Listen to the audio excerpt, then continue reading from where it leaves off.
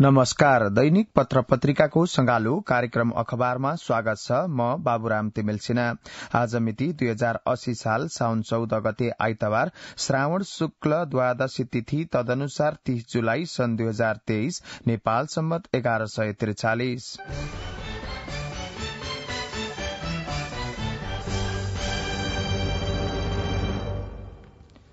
कार्यक्रम अखबारमा गोर्खापत्र राष्ट्रिय दैनिकले अग्र पृष्ठमा प्रकाशित गरेको लक्ष्यबाट टाढिँदै राष्ट्रिय गौरवका आयोजना शीर्षकको समाचारलाई लिँदैछौ। 15औं पञ्चवर्षीय योजना 2080-81 को अवधिभित्र सक्नुपर्ने राष्ट्रिय गौरवका अधिकांश आयोजनाको काम लक्ष्य अनुसार अगाडि बढ़न सकेको छैन। 15औं पञ्चवर्षीय योजनाको अवधि सकिन 1 वर्ष पनि बाँकी छैन, तर अहिलेसम्म मेलम्ची खानेपानी आयोजना अस्थायी रूपमा, माथिल्लो तामाकोशी जलविद्युत आयोजना, भैरवा र पोखरा क्षेत्रीय अन्तर्राष्ट्रिय विमानस्थलको निर्माण बाहेक अन्य राष्ट्रिय गौरवका आयोजनाको प्रगति अपेक्षा भन्दा न्यून रहेको छ। मन्त्री परिषदको निर्णय अनुसार सर्वप्रथम आर्थिक वर्ष 2068-69 मा 17वटा आयोजनालाई राष्ट्रिय गौरवका आयोजना घोषणा गरिएको थियो। त्यसपछि 2070-71 मा 4, 2075-76 मा 1, 2076-77 मा 1 र 2077-78 मा 1 आयोजना थपिएसँगै राष्ट्रिय गौरवका आयोजनाको संख्या 24 पुगेको हो। ती मध्ये 21 वटा अपूरा रहेका छन्। राष्ट्रिय गौरवका आयोजनाको भौतिक तथा वित्तीय प्रगतिलाई यो समाचारमा उल्लेख गरिएको छ। सिक्टा सिंचाई आयोजनाको भौतिक प्रगति 72.50 रहेको छ। बबई सिंचाई आयोजनाको भौतिक प्रगति 62.23% रहेको छ। त्यसैगरी रानी जमरा कुलरिया सिंचाई आयोजनाको भौतिक प्रगति 58.70% रहेको छ। त्यसैगरी सुनकोशी मरिन डाइभर्सन बहुउद्देश्य आयोजनाको भौतिक प्रगति 7.60% रहेको छ। त्यसैगरी महाकाली सिंचाई आयोजनाको भौतिक प्रगति 15.73 रहेको छ। त्यसैगरी बुढी गण्डकी जलविद्युत आयोजनाको प्रगति 22% रहेको छ। विद्युत प्रसारण आयोजनाको प्रगति 5% रहेको छ। पश्चिम सेती जलविद्युत आयोजना र निजगढ़ अन्तर्राष्ट्रिय विमानस्थलको कुनै पनि प्रगति रहेको छैन। त्यसैगरी पूर्व पश्चिम विद्युतीय रेलमार्गको प्रगति 38% रहेको छ। हुलाकी लोकमार्ग आयोजनाको भौतिक प्रगति 80.90 रहेको छ। पुष्पलाल मध्य पहाड़ी लोकमार्गको भौतिक प्रगति 64.16% रहेको छ। उत्तर दक्षिण कोशी करिडोरको भौतिक प्रगति 41% रहेको छ। उत्तर दक्षिण कर्णाली करिडोरको भौतिक प्रगति 20% रहेको छ। कर्णाली कालीगण्डकी करिडोर गैंडाकोट रामदी मालढुंगाको भौतिक प्रगति 30% रहेको छ। त्यसैगरी काठमाडौँ तराई मधेस द्रुतमार्ग आयोजनाको भौतिक प्रगति 21.18% रहेको छ। मेलम्ची खानेपानी आयोजनाको प्रथम चरणको भौतिक प्रगति 89.47% रहेको छ। पशुपति क्षेत्र विकास कोष आयोजनाको भौतिक प्रगति 85% रहेको छ। लुम्बिनी विकास कोष आयोजनाको भौतिक प्रगति 87% रहेको छ। चुरे तराई मध्य संरक्षण कार्यक्रमको भौतिक प्रगति 4.99% रहेको छ। लक्ष्यबाट टाढिँदै राष्ट्रिय गौरवका आयोजना शीर्षकमा गोर्खापत्र दैनिकले अग्र पृष्ठमा खबर प्रकाशित गरेको छ।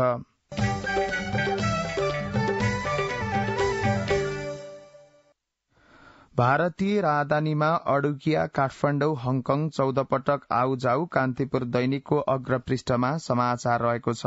क्विन्टल सुन तस्करी प्रकरणमा मुछिएका व्यापारी राजेश कुमार अडुकियाले पछिल्ला 9 महिनामा 14 पटक नेपाल हङकङ ओहोरदोहोर गरेको भेटिएको छ।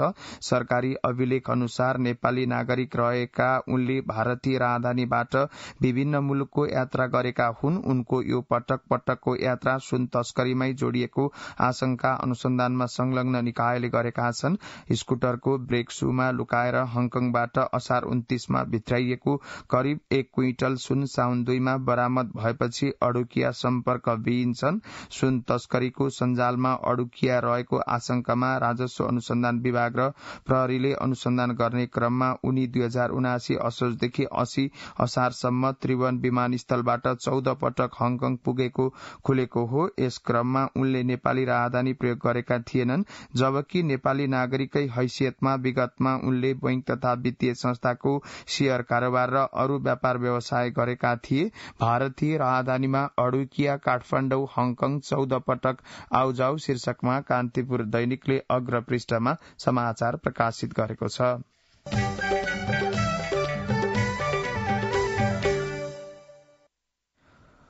100 किलो सुन तस्करी प्रकरण 12 दिनसम्म पनि मुख्य योजनाकारको अत्तो पत्तो भएन। नेपाल समाचार पत्रको अग्र पृष्ठमा खबर रहेको छ। सुन्दा पनि अनौठो लाग्ने गरी 1 क्विन्टल 100 किलो सुन त्रिभुवन विमानस्थलको भन्सार प्रशासन लगायत सबै सुरक्षा निकायलाई छरेर बाहिर नै लाग्दा राजस्व अनुसन्धान विभागले सिनामंगलको सड़कबाट बरामद गर्यो। हङकङको क्याथे प्यासिफिकको जहाजबाट ल्याइएको यो सुन भन्सार पास गराएर बाहिर लैजान लाग्दा साउन 2 गते राजस्व अनुसन्धान विभागको विशेष टोलीले बरामद गरेको थियो। 12 दिनसम्म पनि मुख्य योजनाकारको अत्तो पत्तो भएन। नेपाल समाचार पत्रले अग्र पृष्ठमा यो समाचार प्रकाशित गरेको छ।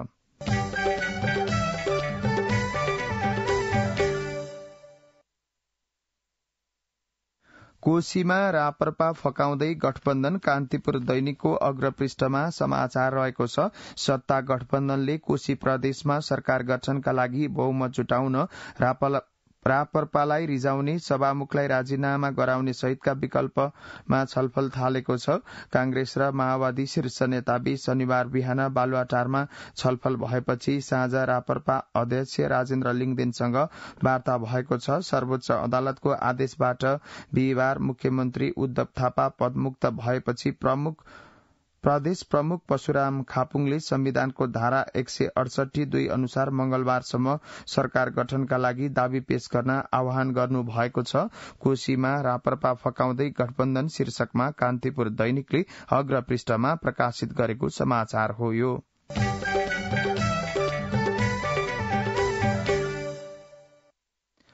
मुद्दा छन्, कसुर कायम गर्न ऐन कानून पनि छ, तर अदालत छैनन्। नयाँ पत्रिका दैनिकले अग्र पृष्ठमा प्रकाशित गरेको छ समाचार।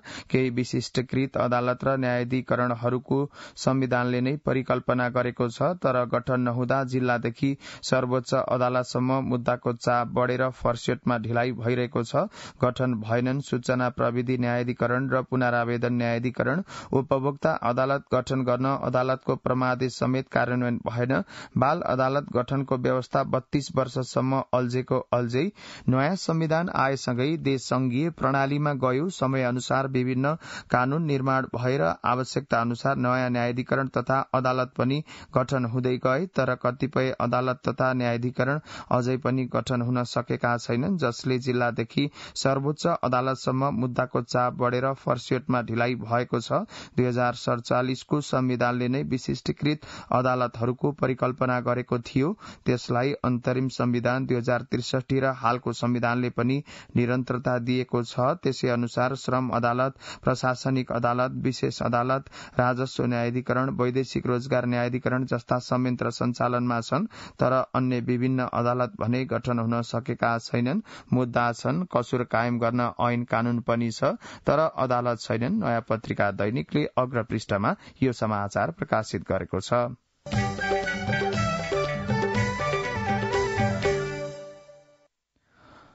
कर्णालीका स्थानीय तहको विकासमा व्यथिति अन्नपूर्ण पोस्ट दैनिकले अग्र पृष्ठमा यो समाचार प्रकाशित गरेको छ।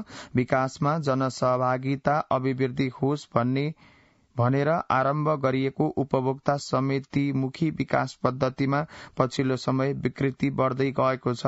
विकास निर्माणमा जनसहभागिता गराउँदा त्यसले विकास कार्यप्रति अपनत्व सिर्जना हुने र विकास लक्षित वर्गसम्म पुग्छ भन्ने मूल अवधारणाले नै उपभोक्ता समिति मार्फत विकास कार्यमा खर्च गर्न थालिएको हो।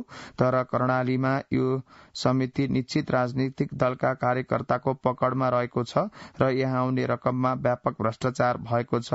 कर्णालीका स्थानीय तहको विकासमा व्यथिति शीर्षकमा अन्नपूर्ण पोस्ट दैनिकले अग्र पृष्ठमा समाचार प्रकाशित गरेको छ।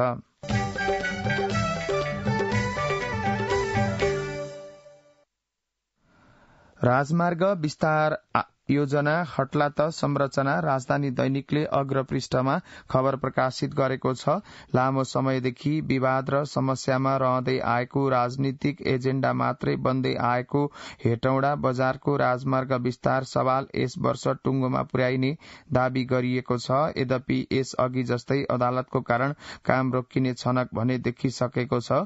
संघीय सरकार अन्तर्गतको डिभिजन सड़क कार्यालय हेटौडाले गत 10 असारमा सूचना सार्वजनिक गर्दै 35 दिनभित्र सड़कको अतिक्रमित क्षेत्रको संरचना हटाउने भनेको थियो, जसको अन्तिम समय सीमा शनिबार सकिएको छ। तर डिभिजन कार्यालयले मानवीयताको दृष्टिकोणबाट आवश्यक तयारीका लागि स्थानीयलाई 2 दिन अतिरिक्त समय दिँदै 16 साउनबाट मात्रै डोजर चलाउने भएको छ। राजमार्ग विस्तार योजना हट्ला त संरचना शीर्षकमा राजधानी दैनिकले अग्र पृष्ठमा खबर प्रकाशित गरेको छ।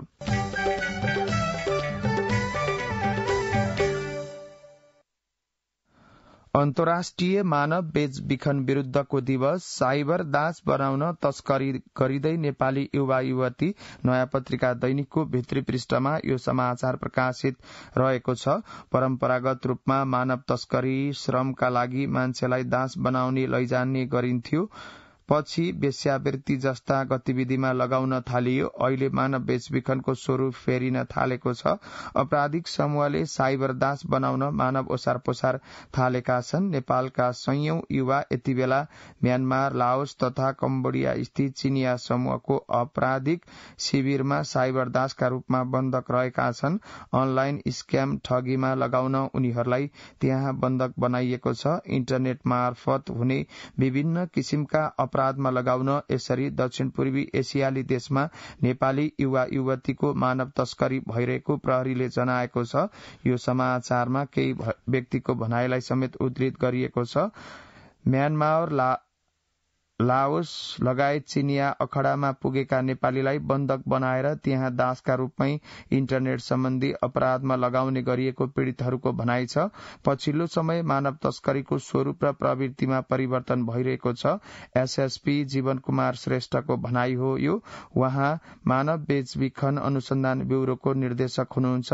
त्यसैगरी अर्को भनाइरहेको छ, यहाँ चिनिया समूहको क्याम्पमा रहेका मध्ये करिब 50 जना हाम्रो सम्पर्कमा आउनु भएको छ। 17 जना फर्किनु भएको छ। अन्य केही फर्किने प्रक्रियामा हुनुहुन्छ। हामीलाई सम्पर्क गर्नेहरूको उद्धारका लागि यहाँको सरकारसँग पहल गरिरहेका छौं। हरिशचन्द्र घिमिरे म्यानमारका लागि नेपाली राजदूत हुनुहुन्छ। उहाँको भनाइ थियो यो। अन्तर्राष्ट्रिय मानव बेचबिखन विरूद्धको दिवस साइबर दास बनाउन तस्करी गरिँदै नेपाली युवा युवती शीर्षकमा आज नयाँ पत्रिकाले भित्री पृष्ठमा खबर प्रकाशित गरेको छ।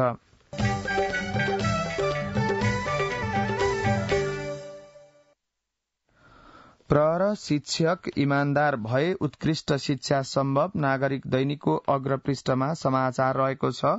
जग बलियो भए घर बलियो हुन्छ। यही सिद्धान्त शिक्षा क्षेत्रमा पनि लागू हुन्छ। शिक्षाको जग विद्यालय हो।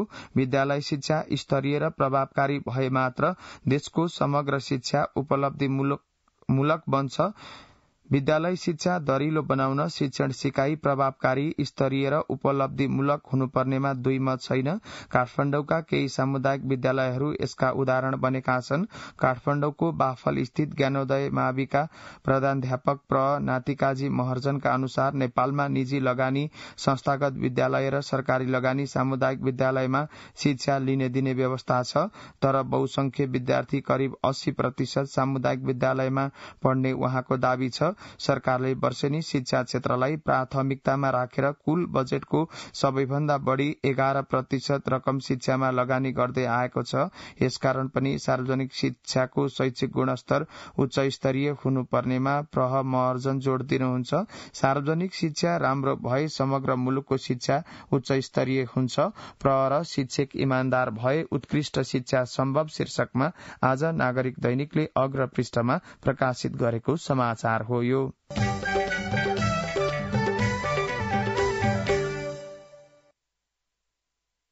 खानेपानी समस्या दीर्घकालीन योजना बनाउन सुझाव गोरखापत्र दैनिकमा मध्य प्रदेशको समाचार रहेको छ। मध्य प्रदेश सरकारले शुक्रबार जलस्रोत विज्ञहरूसँग छलफल गरेको छ। लामो समयदेखि पानी नपरेपछि मध्य प्रदेशका केही जिल्लामा ग्राउण्ड वाटर लेभल घटेर चापाकलहरूमा पानी नआएपछि खानेपानीका लागि उत्पन्न समस्याको समाधान गर्ने विषयमा सो छलफल गरिएको हो। खानेपानी समस्या दीर्घकालीन योजना बनाउन सुझाव शीर्षकमा गोरखापत्र दैनिकले भित्री पृष्ठमा समाचार प्रकाशित गरेको छ।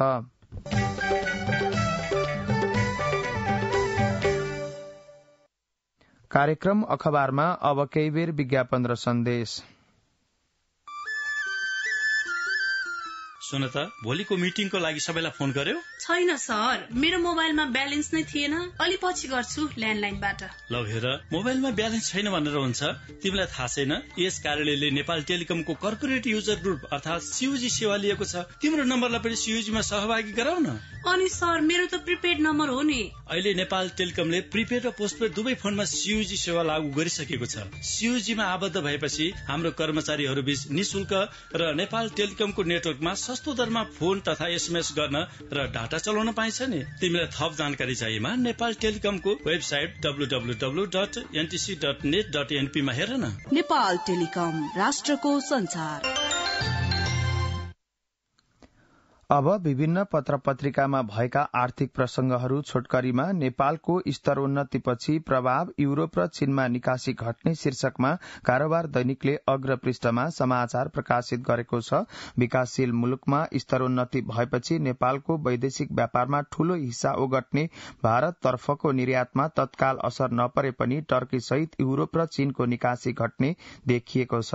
नेपाली धागो, गलैचा, पश्मिना, उनी, फेल्ट, डग, च्यू जस्ता मूल्य अभिवृद्धि जन्य वस्तु निकासी हुने टर्की सहित युरोपेली देशमा नेपाली वस्तुको निकासी घट्ने नेपाल उद्योग परिसंघको अध्ययनले देखाएको हो। परिसंघका अनुसार नेपालको कुल निकासी बजारको 58.9% हिस्सा ओगट्ने भारतमा भने स्तरोन्नतिले असर नगर्ने देखिएको छ। नेपाल सन् 2026 मा अति कम विकसित मुलुकको समूहबाट विकासशील मुलुकको समूहमा स्तरोन्नति हुनुपर्नेछ। विकासशील मुलुकमा स्तरोन्नतिले देशको अन्तर्राष्ट्रिय छवि सुध्रिए पनि निकासी व्यापारमा समस्या पर्ने चिन्ता निजी क्षेत्रले व्यक्त गर्दै आएको छ।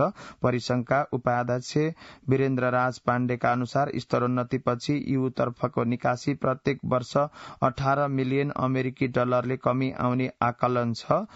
नेपालको स्तरोन्नतिपछि प्रभाव युरोप र चीनमा निकासी घट्ने शीर्षकमा कारोबार दैनिकले अग्र पृष्ठमा समाचार प्रकाशित गरेको छ। त्यसैगरी कारोबार दैनिकको अग्र पृष्ठमा लेबलिङको नियम हट्दैन शीर्षकमा अर्को समाचार रहेको छ। आयातित सामानमा अनिवार्य लेबलिङ गर्नुपर्ने नियम तत्कालका लागि स्थगित गर्न निजी क्षेत्रले माग गरे पनि सरकारले नगर्ने बताएको छ। चालू आर्थिक वर्षको साउन 1 देखि भन्सारबाट ल्याएका सामानमा आयातकर्ता कम्पनीले अनिवार्य लेबलिङ गर्नुपर्ने नियम कार्यान्वयनमा आएको छ। निजी क्षेत्रले यो नियम चोरी पैठारी नियन्त्रणका लागि राम्रो भएको बताउँदै तर लागू गर्न केही समय पछि सार्न अनुरोध गरेको छ। उद्योगी व्यवसायीका अनुसार अहिले यो नियम लागू गर्दा अस्पष्ट र अव्यावहारिक छ।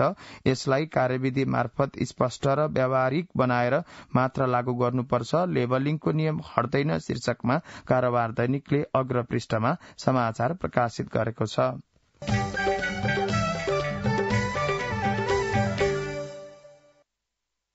नेटवर्किङमा चोर बाटोबाट विदेशी लगानी कान्तिपुर दैनिकको भित्री पृष्ठमा समाचार रहेको छ।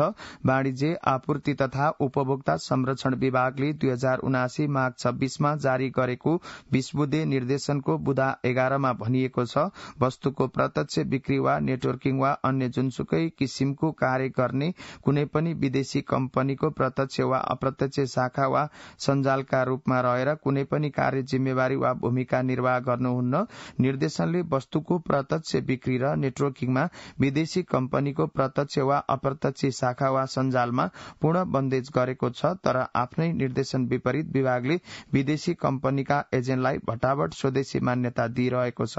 नेटवर्किङमा चोर बाटोबाट विदेशी लगानी शीर्षकमा आज कान्तिपुर दैनिकले प्रकाशित गरेको समाचार हो। यो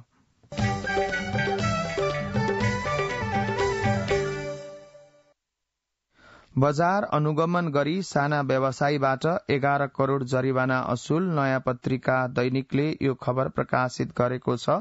प्रमुख अनुगमनकारी निकाय वाणिज्य आपूर्ति तथा उपभोक्ता संरक्षण विभागले साना र खुद्रा व्यापार केन्द्रित अनुगमनबाट 5 वर्षमा 11 करोड़ 19 लाख जरिवाना असुल गरेको छ। गुणस्तरीय वस्तु तथा सेवा प्राप्त गर्ने उपभोक्ताको हकलाई संरक्षण गरी वस्तु तथा सेवाको उपयोगबाट कुनै हानि नोक्सानी भए क्षतिपूर्ति समेत दिलाउने र प्रतिस्पर्धी मूल्यमा गुणस्तरीय वस्तु उपलब्ध गराउने उद्देश्यले उपभोक्ता संरक्षण ऐन 2075 मा संशोधन गर्दै कार्तिकदेखि नयाँ व्यवस्था सहित लागू गरिएको थियो। बजार अनुगमन गरी साना व्यवसायीबाट 11 करोड़ जरिवाना असुल, नयाँ पत्रिका दैनिकले समाचार प्रकाशित गरेको छ।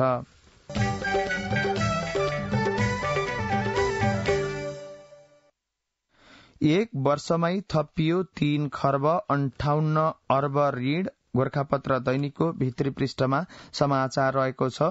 खर्च अनुसार राजस्वको अनुपात बढ्न नसकेपछि पछिल्लो समय बजेट प्रणालीमा सार्वजनिक ऋणको हिस्सा बढ्न थालेको छ।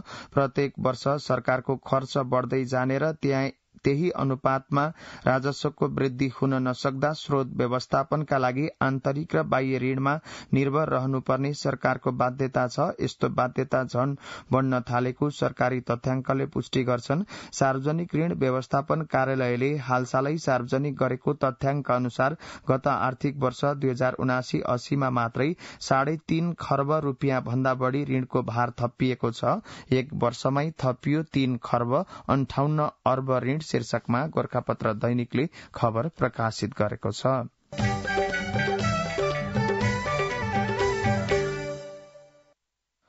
कार्यान्वयनमा मौद्रिक नीति, घर जग्गा कर्जामा सहजीकरण, अन्नपूर्ण पोस्ट दैनिकले समाचार प्रकाशित गरेको छ।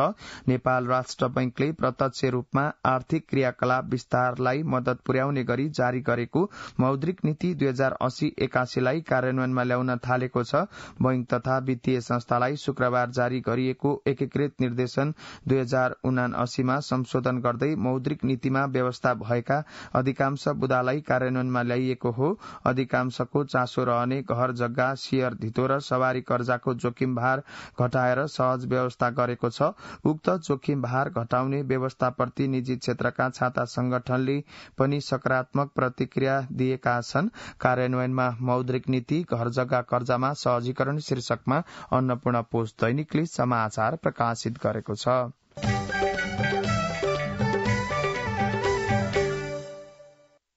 12 अर्बका विद्युतीय सवारी आयात शीर्षकमा नागरिक दैनिकले समाचार प्रकाशित गरेको छ।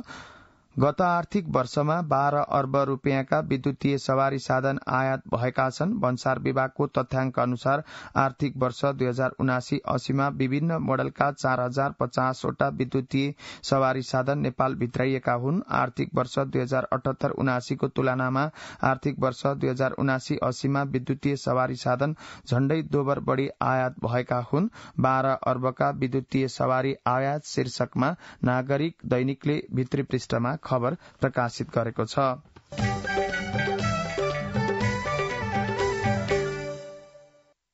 अब विभिन्न राष्ट्रिय दैनिक पत्र पत्रिकाहरूले प्रकाशित गरेका सम्पादकीय छोटकरीमा आजको गोर्खापत्र दैनिकले ग्यास न्यूनीकरणको सन्देश शीर्षकमा सम्पादकीय प्रकाशित गरेको छ। पैतृक सम्पत्तिको हक बिना महिला सशक्तिकरण असम्भव, कान्तिपुर दैनिकको सम्पादकीय रहेको छ।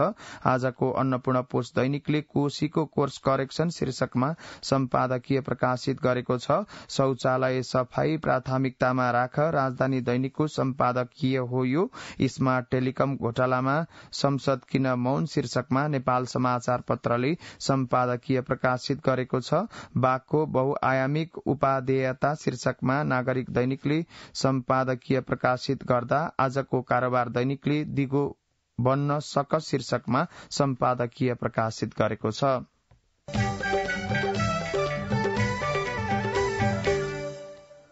पत्र पत्रिकामा प्रकाशित यिनै प्रसंगहरूसँगै कार्यक्रम अखबारको निर्धारित समय सकिसकेको छ। प्रविधिमा साथ दिनुहुने शंकर भण्डारीलाई धन्यवाद। यसपछि कार्यक्रम अन्तर्संवाद सुन्न सक्नुहुनेछ। हवस् त, नमस्कार।